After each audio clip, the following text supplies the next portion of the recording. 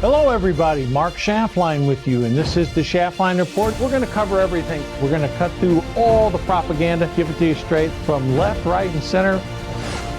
The opinions are what counts. Hello, everybody. Mark Schaftlein with you, and this is the Schaftlein Report. It's the weekend edition, and we're broadcasting from across the country today. I have two very special guests with me today. Richard Battle, welcome back to Schaftlein Report. And we'd like to also welcome for the first time Dr. Mark Sherwood. Dr. Sherwood, happy to have you with us today, too. Your debut on Schaftlein Report. I'm glad to be here, you guys. Honored, and it's going to be a great show. Good afternoon, hey, Mark. Great to be with you again. Richard, let me start it off with you. You're the veteran here on the set. Richard, an unbelievable week. And I mean, I really, from a sitting president's perspective, cannot think of a worse situation to have happened. You know, we had a judge rule in the one Trump case, that the one where there were the two lovers, the prosecutor and the private eye. And basically the judge yesterday came down with a ruling, Fannie, it's either you or him. And then Alvin Bragg in New York, you know, gave Trump a 30-day delay. We'll get into all the other news of the week, but just from a purely political point of view, Richard Battle, the Trump team has got to be feeling pretty good about this. And what a disaster for the Georgia case. I mean, there's reports of Fannie Willis showing up at the White House, meeting with Biden's chief of staff. Mark, this whole thing just stinks. Give me your perspective on it, you know, from Texas, and you traveled the country. What are people saying out there? Well, I think it proves it's a political case versus a legal case. And the judge is up for election this November, and he's trying to play both ends of the street, being a Republican in a very heavily Democratic district. The way one of my friends described it when we were talking about it this morning was that the judge split the baby, much like the case in Solomon's time. And so we need law being enforced, not splitting law for politics. And unfortunately, these days, all we're getting is political legal rulings and not legal judicial rulings. Mark, from your perspective, do you share a similar view of what Richard's talking about here? I do. Richard's got a good point there, and I'll put on my old 24-year veteran police hat on. I've been in the federal court stand, state, local, municipal, the whole thing. And I can tell you that this drift, if you will, towards political prosecution, it's not sort of an unbiased approach anymore. It's all politically driven because of these political appointments and because of the election system. So it saddens me greatly to see the great system we have or had being used for this purpose, because this was not the original intent. But unfortunately now what we've got is a system where the political theme of the day tends to guide the rulings. Dr. Sherwood, let me ask you this question. We have two distinct cases here. One is the election case in Georgia, of which, to me, it's an absolute embarrassment to the system that we have two lovers who are prosecution team. They both should have been gone. I mean, this to me was an easy call. And I agree with what Richard Battle said. They split the baby on this one. But Mark, you've got the case in New York, the quote Stormy Daniels case, okay? 99 out of 100 people, this would never even get it past a junior prosecutor's desk. And yet here we have it. They've given a 30-day delay. Talk about the similarities in these two. What are the differences? And at the end of the day, Mark, does this help or does it hurt presidential nominee Donald Trump? Well, I think, Mark, the common factor is the DJT factor, Donald J. Trump, in both of those. Obviously, if it wasn't him, you nailed it right. I can tell you from experience, neither of those cases are going anywhere, especially the Stormy Daniels one. I mean, let's face it. You made or alleged to make some kind of a payoff. You know, that doesn't go anywhere. That doesn't resort to a criminal thing unless it's Donald J. Trump. That's the way that is. If he wasn't who he was, it was just John Doe out here that's not in a political race or not well known or not a movie star or not a influential person, it wouldn't go anywhere. These prosecutors in these cases have obviously used the platform to elevate themselves. And I find that just horrible, because we elect these people, these DAs, to represent the Constitution and protect and defend the laws of those citizens in the states and counties in which they reside. They are not in those positions at all to make a name for themselves, for the benefit of themselves, or to serve the people. And perhaps that's the message and takeaway in both of those. It's really about servanthood instead of being served, and that's what these two do. I think just one last point about that. In the Fani Willis case, that one, as a racketeering thing, come on. There is legitimate concern on people's behalf that the election was not legitimate. Great. We should be able to bring that out. That's a discussion piece. That's something we should be discussing as a nation, as we should be doing better in states and better in our counties and better in our nation. That's not something that's going to be settled in court, a matter of opinion. People have a right to question things. So I think that case really should be going nowhere. Mark, what are the people down in Texas telling you about these two cases? Well, I think the common denominator, as Mark just said, is Donald J. Trump. And the other common denominator is they're all political cases, and they are serving, but they're serving not the people, they're serving the Democrat Party. And I believe that if we knew, we would find out that all of them are collaborating with the White House and with Washington. And of course, distraction, delay, burning resources, all of these things designed to hurt the Trump campaign are the ultimate objectives. And again, hopefully we'll find all of these cases go away, but I think they're all set up timing wise for maximum detriment to President Trump and his campaign. It's interesting you mentioned President Trump and his campaign, because everybody thought Joe Biden was going to get a bump coming out of the State of the Union. That did not happen. The polls did tighten a little bit, but Richard, in the 7 key battleground states, Trump is leading in all 7. And the issues don't seem to be changing. Trump is leading him in the battleground states. He's leading him nationally by 2 to 3 points. Joe Biden's approval rating by 538. Now, 538 is no conservative polling outfit. That's sort of the gold standard of the Democratic Party. They've got Joe Biden at 37.5%. And Kamala Harris is even lower. She's 36%. So, Richard, what do you make about the polling numbers post State of the Union? It looks to me like he literally is flat. There's no movement whatsoever. Well, I don't think there was any movement, and I don't think he deserved any positive movement for sure. But as I always caution people on polls never include dead voters or illegitimate voters. So I always take them with a little bit of a grain of salt. But I'm a believer also that Joe Biden will not be the nominee in November. I think anything can happen, especially between now and the nominating convention, where they try to replace him and Harris. Anything after the convention may be more health related, but I just cannot see the Democrat establishment allowing him to be their standard bearer this fall with the way things appear right now. Mark, do you see it that way? Will it be Biden-Harris against Trump, or will it be somebody else? I mean, these polling numbers, these are Jimmy Carter era type polling numbers. I mean, they're literally that bad, and we all know what happened when Carter ran against Reagan. Now, Trump's no Ronald Reagan, but still, when a presidential approval rating is sub 40, it's problematic, no matter how much you may, have issues with how the ballots are counted. Indeed, it is. Like Richard was saying, typically you get a bump after a State of the Union address because they got captivated audience across the country. That was one of the worst State of the Union addresses I've ever heard in my life. I mean, and from one side of it, it was nothing more than a child yelling at his opponents out there. It was horrible. It was juvenile, and it wasn't representative of our country at all.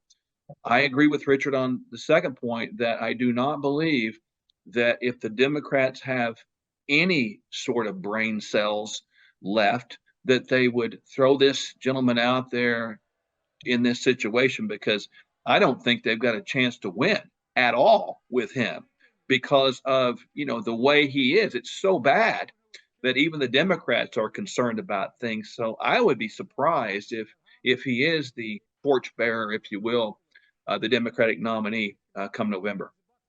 Mark, did you catch that clip of the president yesterday? It was either yesterday or the day before, where he actually was doing a campaign event, and he said to a reporter, "Okay, I think maybe I'd like to take a couple of questions." And immediately his staff just threw up the arms, said, "No, this one's over."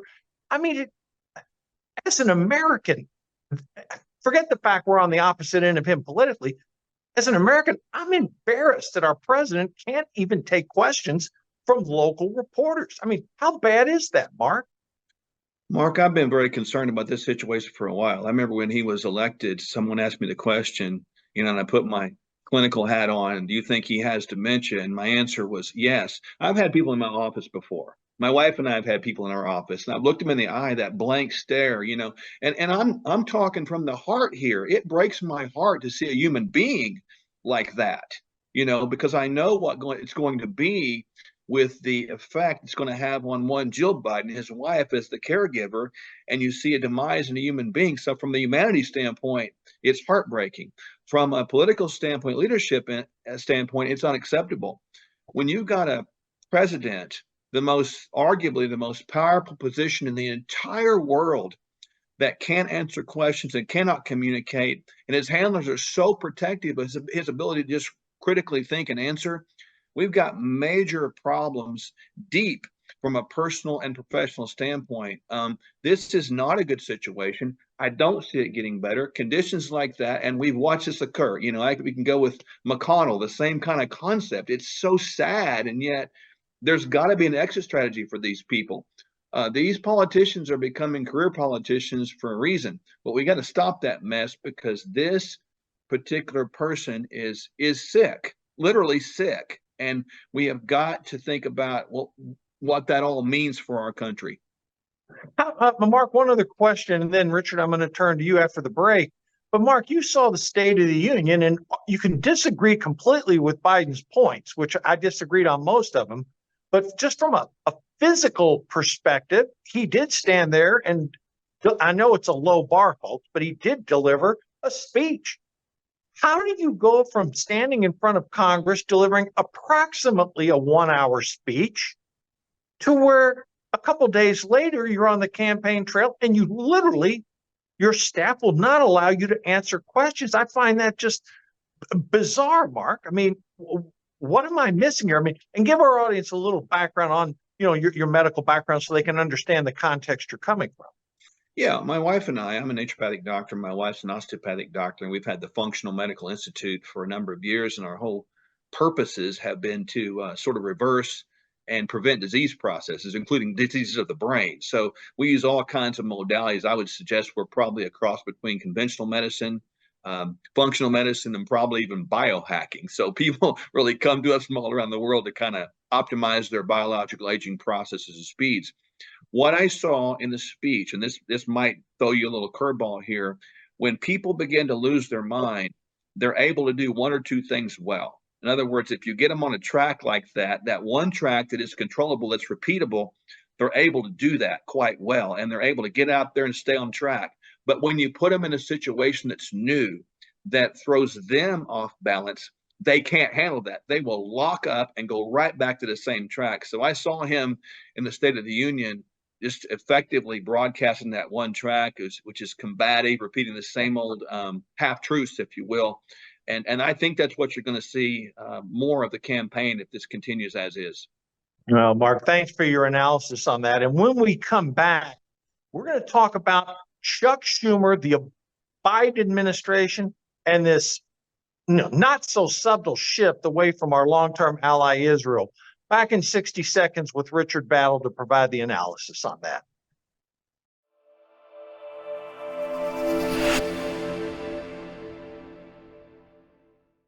melissahousebg.com.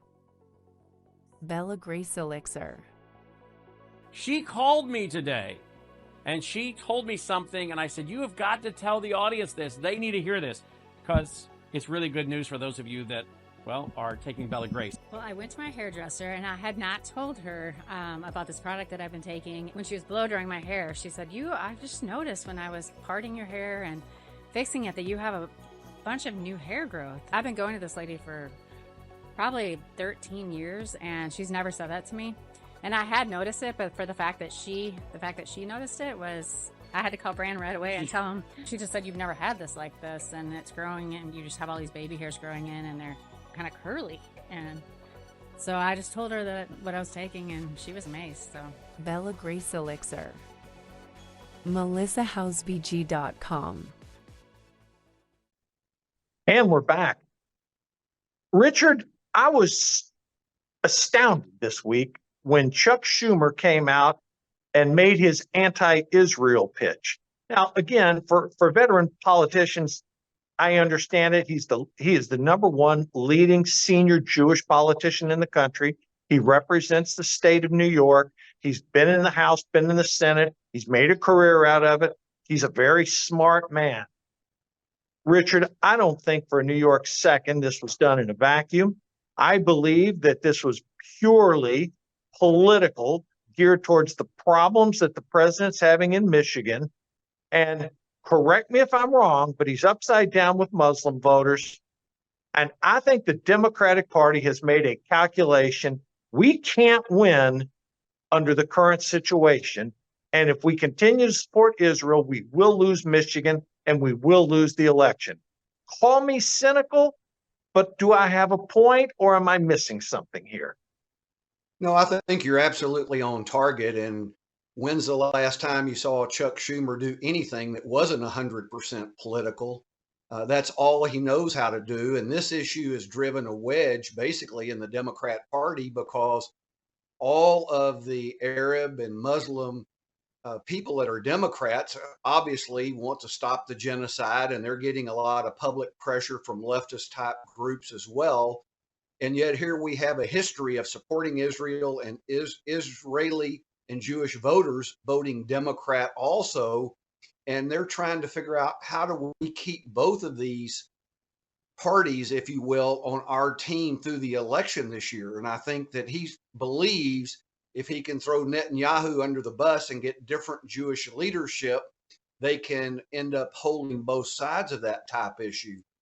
I'm grateful and I hope that Netanyahu will stay the course and that Israel will continue to back him until they can take Hamas out and end up securing that protection for Israel that they really deserve for themselves.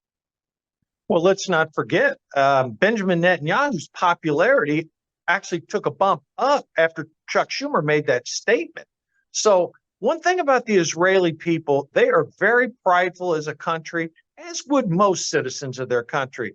And to have a senior member of the Democratic Party effectively openly practicing election interference, I think that, that just smacks people the wrong way in Israel. Look, let's not forget about the fact, yes, there's a lot of innocent life being lost in Gaza. That's a fact. Wars are ugly. But let's also not forget about the fact that the Israelis have stated they are going to destroy Hamas. Destroy Hamas doesn't mean leaving Hamas with military capabilities. And again, Marcus, last I saw, I'm looking at polling out of Israel, Benjamin Netanyahu, although, again, working with a coalition government, he is still popular and he appears to be executing the plan, no pun intended, with what the Israeli people support. Your commentary on this? Well, I think that if you turn this around and made this a United States thing, let's go back and think about Al Qaeda, blowing up buildings with planes. Our mission at that point is clear. You destroy them, all of them, because they destroyed your people. That's what you do. That's what leaders do.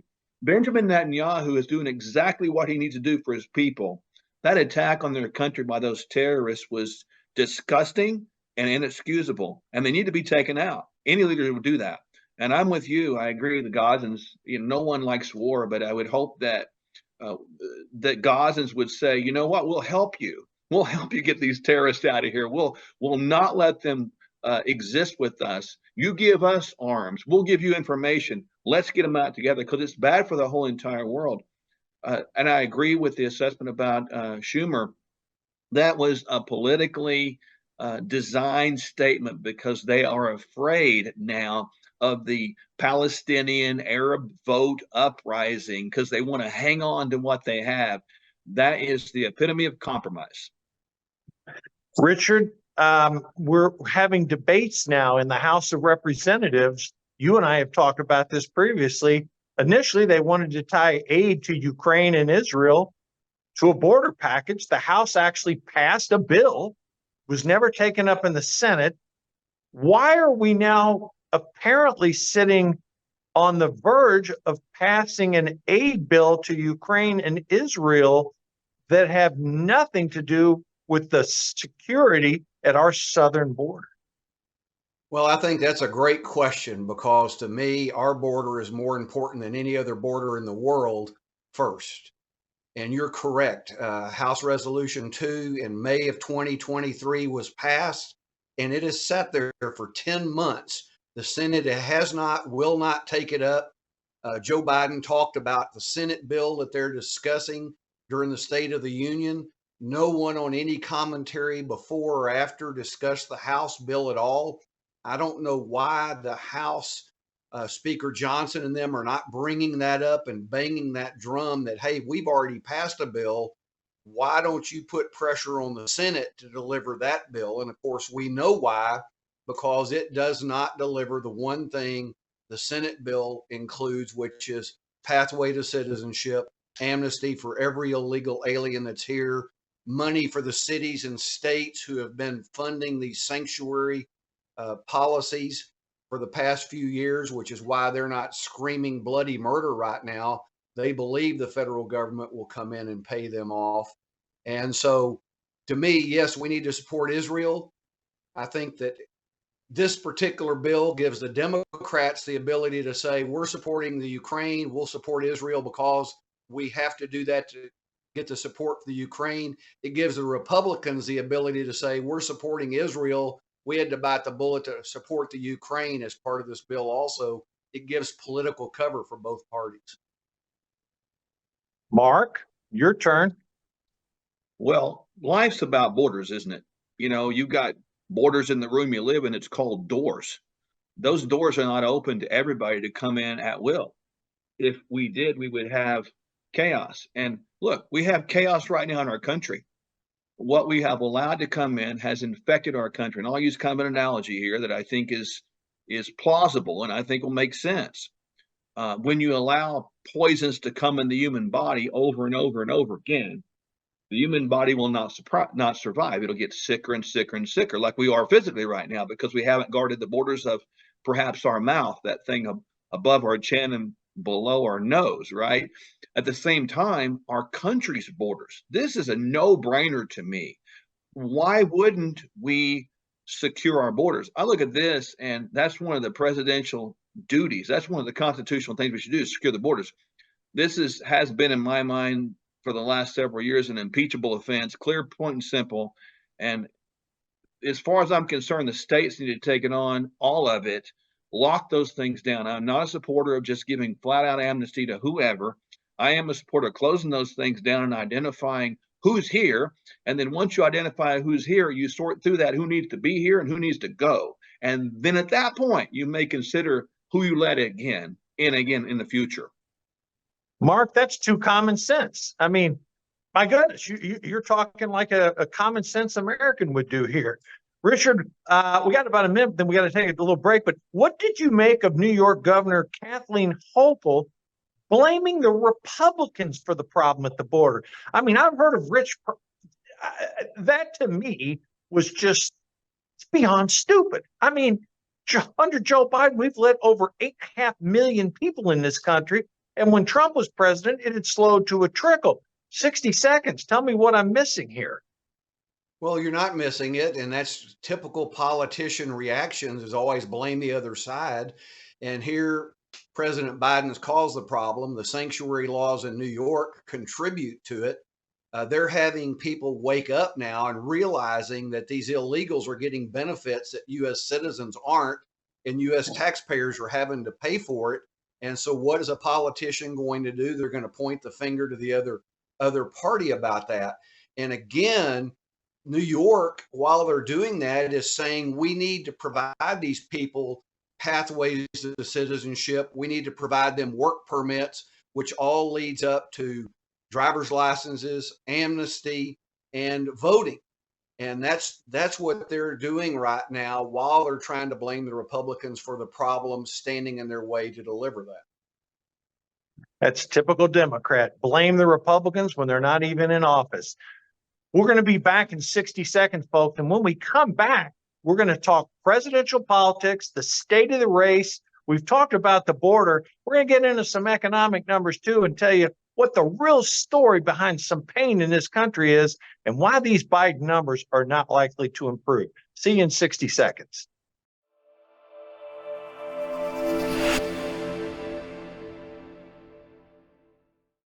The world is about to shift. Banks are going cashless globally with the emergence of central bank digital currency, which will bring with it programmable money and the ability to turn on or off your purchasing power based on your digital social profile. It's like the equivalent of spyware in your bank account. You need to get out of the system with the world's safest and most private assets, silver and gold. Call Kirk Elliott, PhD at 877-547-5743. That's 877-KIRK-PhD. My story started with alcohol, and I had tried going to other treatments, and all I did was think about how I was not going to drink or how I was going to drink one more day and then stop the next day. And Katie had found a treatment. I thought it was kind of hokey. I could see a couple days into it, it's like the light bulb went on with him. It's an IV infusion of all natural NAD. It saved my life and my family. We've been where you sit. The hardest part of this is making that phone call and just come in and talk to us. Richard, we were just talking before the break about the political race. Where does it stand right now? And, I want to get away from the Biden versus Trump analysis that so many hacks in the mainstream media talk about. The three of us know this is not a two-person race. There are 5 candidates in this race right now. And Richard, Democrats appear to be in full panic. I mean, Robert Kennedy is taking somewhere 7 to 10% of the vote. Stein 1 to 2, West 1 to 2. Now that Kennedy vote may be some of it coming out of Trump, some of it coming out of Biden. But if 2 to 4% of that vote goes to Stein and Cornel West, Joe Biden is in a world of hurting, and you can see the panic in the Democrats as they're staring at a 5-person race right now. I believe that he won't be the nominee, that sometime between now and the convention, they'll come up with a plan, because I think they're living in a wag the dog world every day right now, just walking on eggshells, waiting for something to happen to him to force their hand. They're trying to figure out a way to make that change without messing up their coalition of voters, if you will. And you go back and look at President Roosevelt in World War II, the last big summit they had. Joe Stalin took advantage of President Roosevelt, who passed away just after that. And here we're sitting here with the President of the United States, like we talked about, who's barely has the capacity to deliver a speech and is no threat to stand up to any other politicians.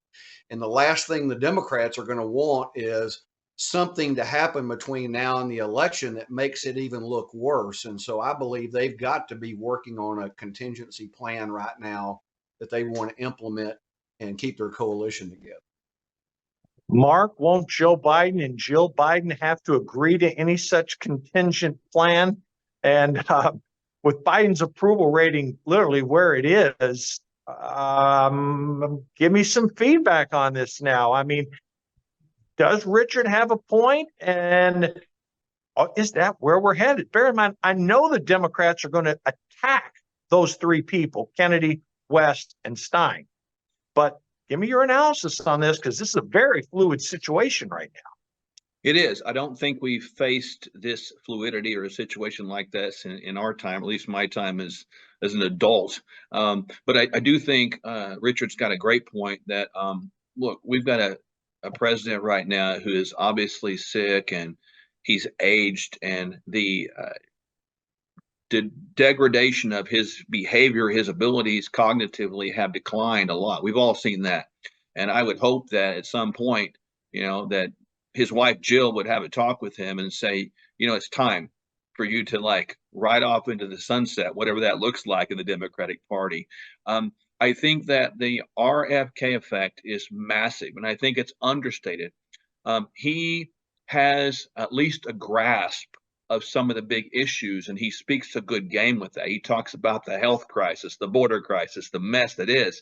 And I think because he initially came out as a Democrat and then moved to the independent and sort of has been in the limelight under the radar, and now we got this dilemma on who he's going to pick as his quote unquote running mate. I think that's an under talked about story. And if I'm the Democrats right now, I don't want time to pass anymore. I want to move now to get the strategy in place so that I can have a chance in November. Right now, I mean, honestly, I think the Democrats have no chance in November at all, just because of the way the landscape is. Well, we've talked about the issues related to the president's competency and his age, and it's a big issue. The American people, the number one issue, bar none, is the border right now. And the second issue that is most important in voters' minds is the economy. And Mark, a lot of people are saying, they're asking me questions. They're saying, Mark, the S&P 500 is near an all-time high. Unemployment's under 4%. And why is the economy not doing so well? And it's pretty easy for me to figure it out, to be honest with you folks. We're seeing inflation numbers. Wholesale inflation numbers came out last week, showed up 0.6%. That's the largest since September. It annualizes at 1.6. Now, what do those statistics mean to the average American? It means higher prices. Americans are expecting inflation to come down, but what they don't realize is that does not mean prices are going to come down. And that, to me, is the real crux in the matter. Mark, I saw a statistic that, and it's a heartbreaker. 44 million Americans who are living paycheck to paycheck, they have issues paying for food. Okay? 1 in 5 children is at risk of hunger.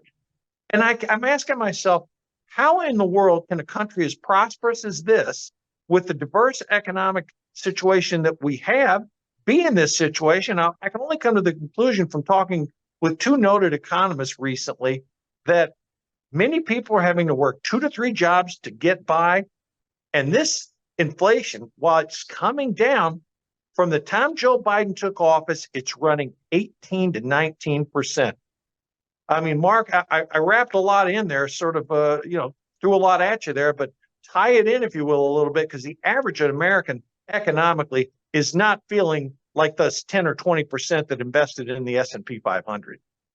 Yeah, we're suffering right now, Mark. The idea behind it is, the prices are going up. When's the last time we saw prices go down? They go up. Prices go up and stay up, as you talked about, which is very, very, very common. We should see that. And we're seeing also, even, an area that most people are not really linking together is the creation of more dependence upon big government. So the people that are suffering out here are looking for big government to get bigger and give them more subsidization, more checks, more this, more that, lower food prices. At the same time, the government is subsidizing what I would consider non-food or anti-food, making them sick, making them more dependent upon big government, which is lobbied heavily by big pharma.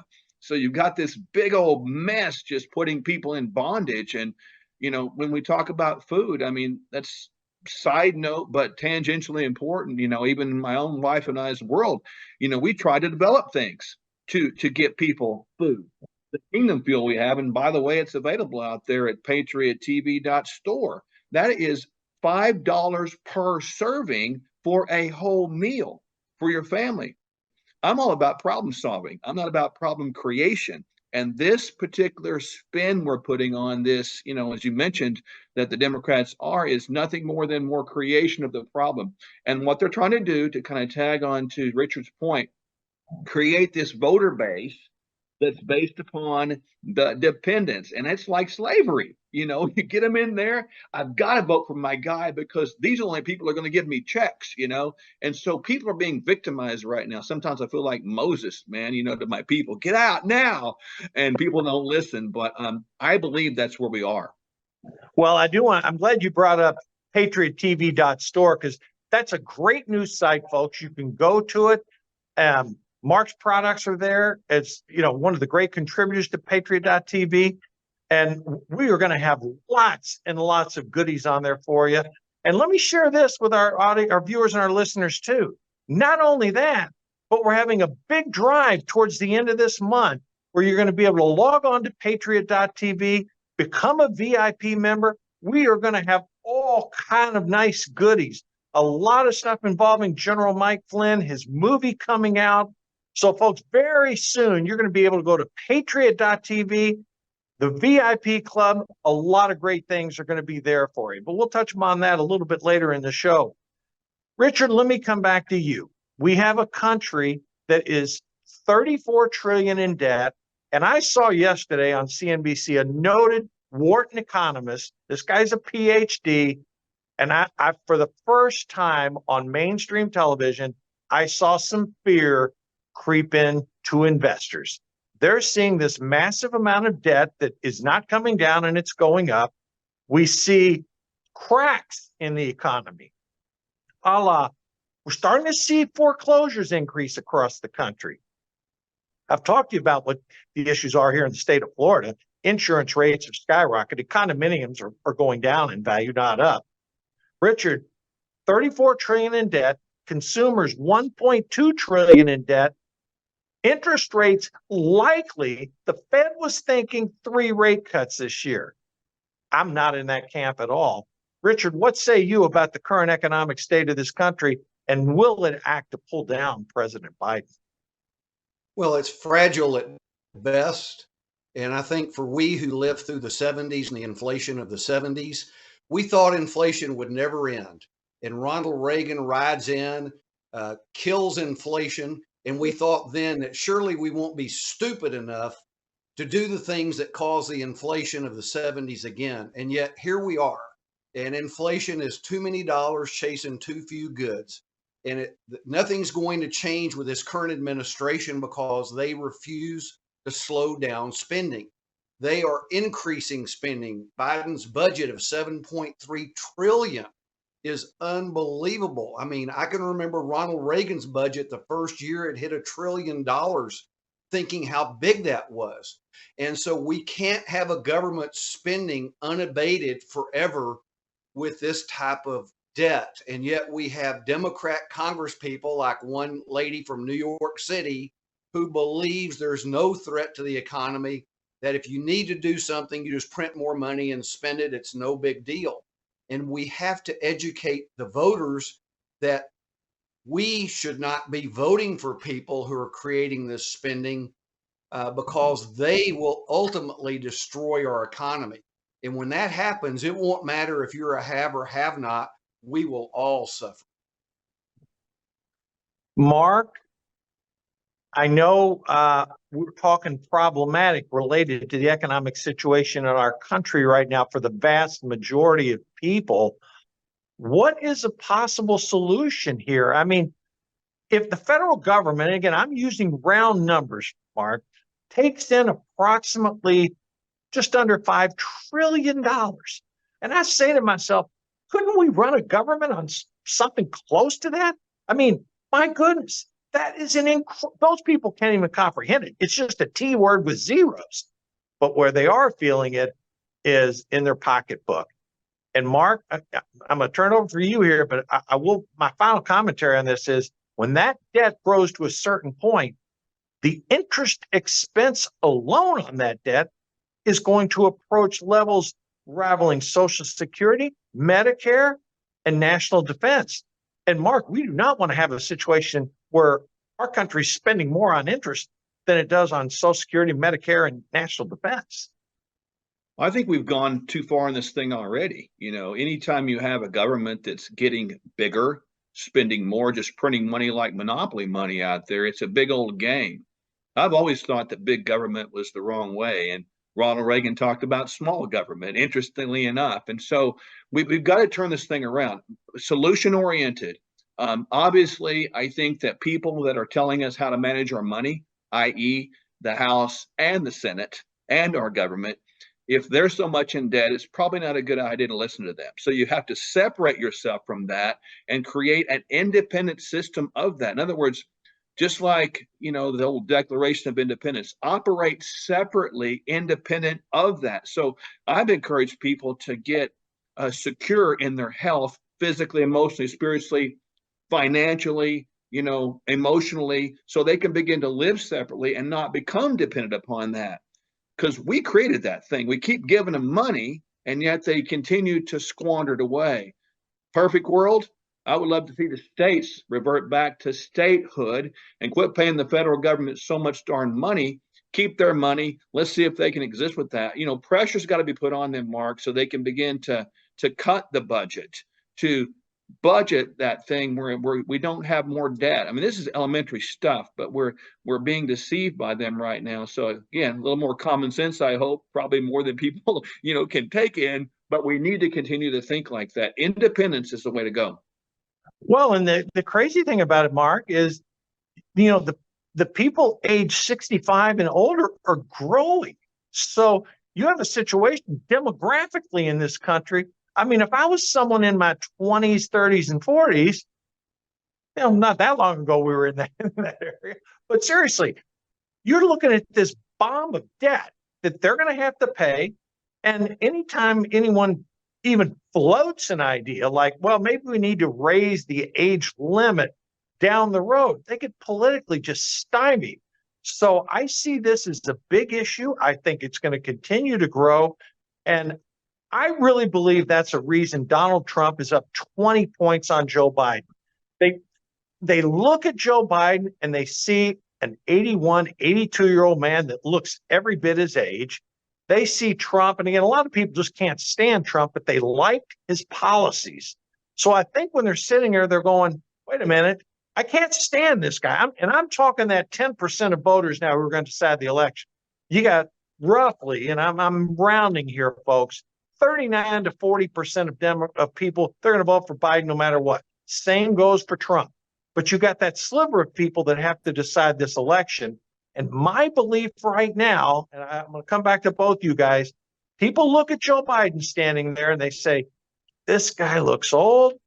There's wars going on around the world. Our border's a mess. I can't stand Trump, but his policies are pretty good. Mark, first you, and then Richard. What do you see as the defining piece that's going to sway this election to or away from Donald Trump? Well, I think people need to step back right now and just look at the policies, forget the personalities. In one side of it, you see utter weakness, you see feebleness, you see senility, you see lack of leadership, inability to speak, and lack of ability to carry on conversations and answer questions. On the other side, like him or not, I don't like some of the things he says either. I mean, quite honestly, but the bottom line is you see strength, you see leadership. And I think people need to ask themselves, Democrat or Republican, independent, it doesn't matter what you are. How was your life when you had a Trump presidency? How is your life now? How is the country now? How was it then? And those are common sense questions that should guide the voters. When you sort of parse it out, divide it out like that, to me, it's an obvious answer. The President Trump presidency was far and above more successful policy-wise and production-wise than what we have now. Richard, your thoughts? Well, first thing is I concur with what Mark said, but let me add that the number one issue this election will be the border issue, regardless of anything that happens now. Now, there will be no change between now and Election Day, but even if the border were shut down today 100%, we have a problem to deal with for years to come. And the threats, in summary, are health security, financial security, and our national security. And health security, we're seeing diseases that we eradicated years ago. Financial security, we're having to pay real dollars locally and statewide for these illegal aliens on top of the printed federal money, who, by the way, we're paying federal dollars to import these illegal aliens. And then national security. Finally, the FBI director stepped up this last week and said, we're concerned about these terrorist threats. And we've got people from 170 countries, including Chinese, Middle Easterners, who knows what they're planning to do. And so that is the ticking time bomb that I believe President Trump can utilize in his campaign to win the election. I believe that President Biden's going to say, these are the people that made America, like he said the other day, and people are going to recognize that we don't need more of these illegal aliens. Yeah, we had a president that said the country was built on the backs of illegal immigrants. All right, I'm going to take a break right there, folks, and we're going to be back in 60. We're going to talk about some hot button social issues that have popped up. And can Steve Garvey really beat Adam Schiff in California? Back in 60.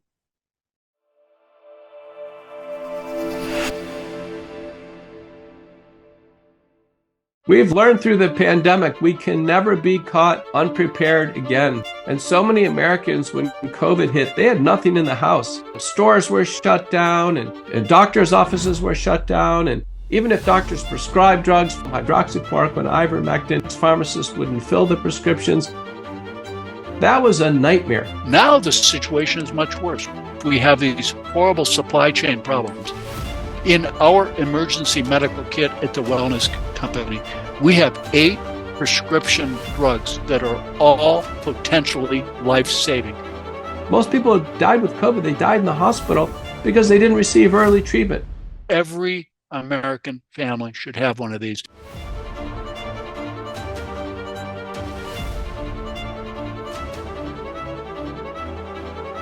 I can tell you the Wellness Company kit is the answer.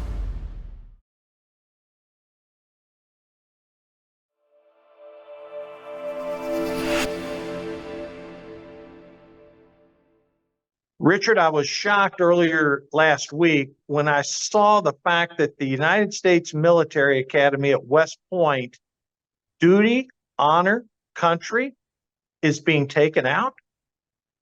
I was shocked by that. What are your thoughts on the wokeness creeping into our military academies? Well, it is evidence of that for sure. And of course, that came from Douglas MacArthur's speech at West Point in 1962. It's been part of their mission statement for just the past 20 or 30 years or so. But to me, the excuse they gave for making the change was what indicated the wokeness. And they changed it to where Army values. And they're trying to say duty, honor, country is Army values. But to me, if that's what it says, why not leave it in there? And so it's separate to me. Duty, honor, country is a very great synopsis for the military academy. And so I don't think you can put enough lipstick on that pig to be able to get people to believe that you're doing the same thing by taking it out. Mark, your thoughts? When I think of those words, duty, honor, country, I go back to my time serving my community, and I've met many, many people that served our country. It breaks my heart that we're even having this conversation. The greatest sacrifice that we have is the sacrifice of life. We know that from the sacrifice of Jesus. We know that the sacrifice of soldiers, bloodshed's always brought about freedom. We need to bring back that pride, man. To go down to the wokeness that we've got going on is, to me, saddening. It's disgusting. And that synopsizes really when our country goes that direction. You get people going that direction. You have no defense anymore. When you lose honor, what do you have left? Dishonor. Well, I think both of you gentlemen are spot on your commentary on that. I'm going to throw another hot button issue out here, and that's something that affects women, particularly college athletes. We saw a lawsuit brought this past week where women, particularly in certain sports, are vulnerable to men. But let's take swimming as an example. the NCAA has been sued. Why? Because they're allowing guys to pretend that they're women and participate in women's sports. And in my opinion, again, that's just flat out wrong. I mean, they've got these guys. Okay, fine. If you want to become a woman, okay, that's fine. You have a right to do that in this country. That does not give you the right to compete in women's sports where women who were born women are competing against other women. And I always hear this stuff, well, the Democratic Party, it's the party of women. We stand up for this, and that's why we have this gender gap. And I'm sitting there saying, wait a second. You're standing up for dudes that can walk around a women's locker room and, they may have had their procedure done, but there is, again, Mark, first you and then Richard, I'm not an expert on that. You'd want to be an expert on it, but something just tells me that once a guy, always a guy. They can put blockers in there and change your makeup and all that. But at the end of the day, shouldn't women be able to compete against women without having to worry about some dude getting involved? Well, of course, we need to understand that people may feel like they want to be a cat, a dog, an animal, a male or a female, whatever they feel like is fine. That's their choice. I think probably the choice to do and feel that way is probably American as it is, right? Choose who you want to serve, right? That's freedom. But to think you can change sex is impossible. That's determined at conception. When that sperm fertilizes the egg and you have that initial zygote that divides into cells, your DNA is wrapped inside of your nucleus. In that DNA, you have the XY chromosome feature and determines sex right there. No matter how many hormones, no matter how many procedures, no matter how much counseling, no matter how much brainwashing you get from society today or acceptance, you're still born a male or female, and that never changes. And when you try to change that, you create anxiety within on a cellular level, dis-ease in on a cellular level, Mark and Richard. And what happens is you get violence. You see a lot of these people that struggle with emotional health later on. We created that. As far as competition goes, one analogy. Why don't we allow LeBron James to go ahead and play in the WNBA? That would make everything perfectly equal. Richard, your thoughts? Well, first thing is my daughter played 4 years of college sports, and I'm grateful she finished just before this insanity started peaking. But my question is, where are the feminists? Where are the people promoting the Equal Rights Amendment who are still out there promoting that? Why aren't they speaking up for women versus the people in the trans movement? They're not. So are they inviting those people into the feminist movement? And so the feminist movement now will become liberal women plus transsexual men who believe or identify, or as a friend would say, pretend they're women. That's the question. I'm come from the camp that believes, as Mark said, once you have that fertilization of that egg, your sex is assigned. It doesn't matter what you do, you'll always be that particular sex. Now, however you want to pretend to be, that's up to you.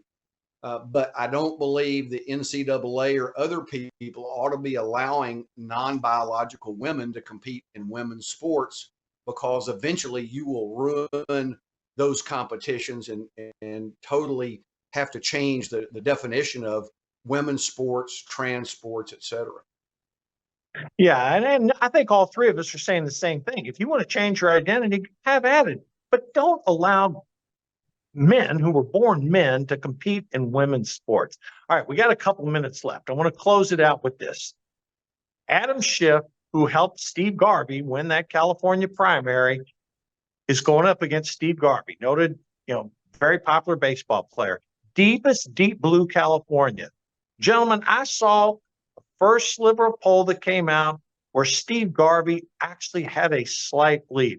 I'm sort of pinching myself saying, no, there is no chance this is going to happen. Guys, if Steve Garvey even comes close in California, what does that say about the mood of the nation? Mark, I'll start with you, end it with you, Richard. Steve Garvey is a nice man.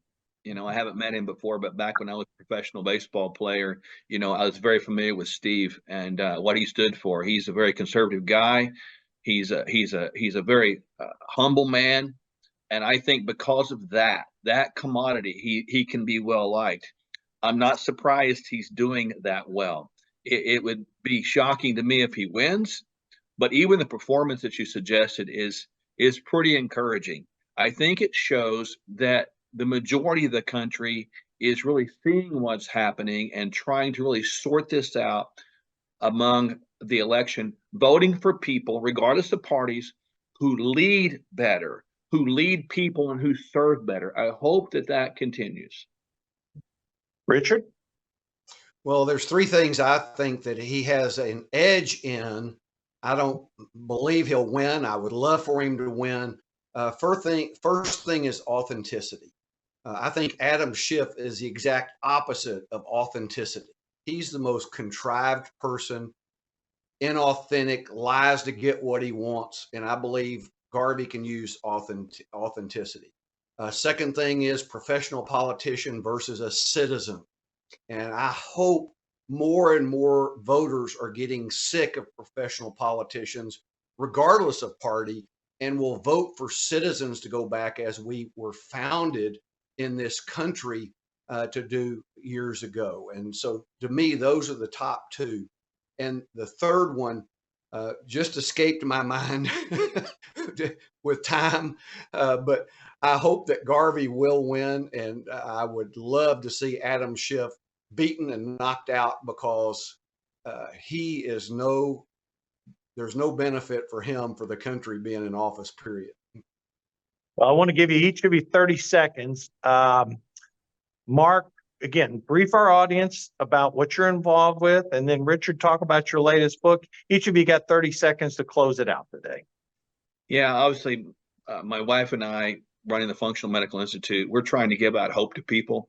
We can't save our country if we're dead. You can't talk about, what we need to do if we can't fight, we can't think, we can't critically think. And so us, the Functional Medical Institute, we're just really honored to be a part of, patriottv.store, as you mentioned, helping people get off medications that are unnecessary, giving them their life back, correcting, reversing disease processes, because it's costing our nation trillions of dollars. And so we're going to try to continue to be hope dealers for the world. Richard, close me out here. Well, appreciate that opportunity. So I'm a speaker, author, and advisor. My website's richardbattle.com.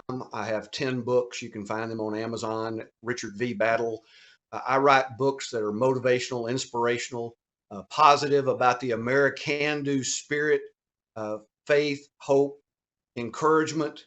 The latest one is The Unopened Present, which has been awarded in the parenting category, as parenting and family category as well. And we appreciate the opportunity to be with you as always, Mark.